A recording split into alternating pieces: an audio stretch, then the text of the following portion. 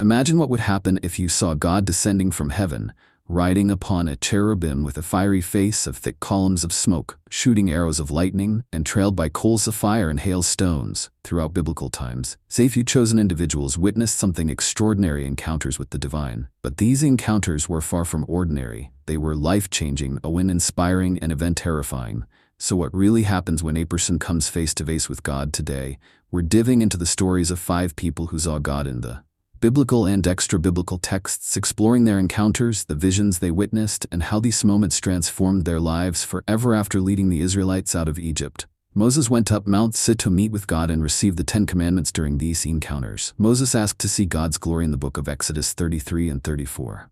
God responded that none could see his face and live, but he allowed Moses to see his back. Asha passed by while covering Moses in a cleft of the rock. This encounter left Moses' face shining with a radiant glow.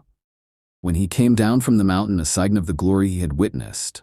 But Moses was caught up in so much glory that he himself did not know until the Israelites and the elders gathered in Awi. However, the brightness was so intense that it frightened the Israelites, so Moses wore a veil over his face whenever he spoke to the people, only removing it when he went into the tent of meeting to speak directly with God. Again, this veil served to shield the Israelites from the overwhelming glory that shone from Moses after being in the presence of God. In Psalm 18, David vividly describes an encounter with God, portraying his power and majesty in a time of deliverance from his enemies and from King Saul.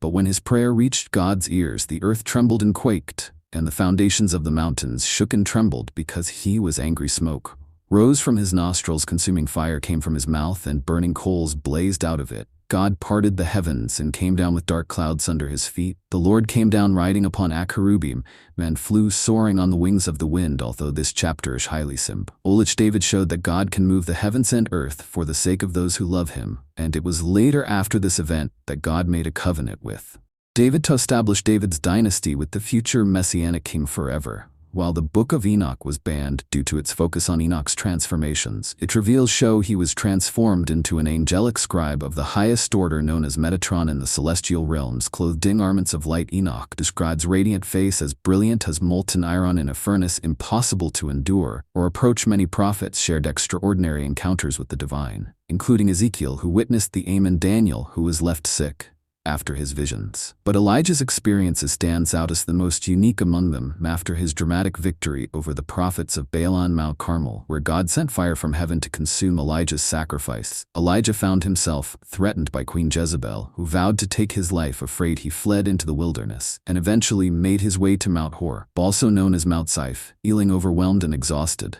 Elijah expressed a deep sense of failure and loneliness, even praying for his life to end in 1 Kings 19. But God called him up the mountain where he said by, and there was a mighty wind that tore the mountains apart and shattered rocks. But God was not in the wind. Next, an earthquake shook the ground beneath Elijah. But God was not in the earthquake. Following the earthquake there came a fire, but was not in the fire after the fire. Elijah heard agent the whisper, and it was in this quiet, gentle sound that God's presence finally appeared to Elijah. When he heard the whisper, Elijah covered his face with his cloak and stepped at the entrance of the cave, and not long after, Elijah was taken by a whirlwind to heaven. Oh, please type Amen in the comment section, and don't forget to share and subscribe to our channel.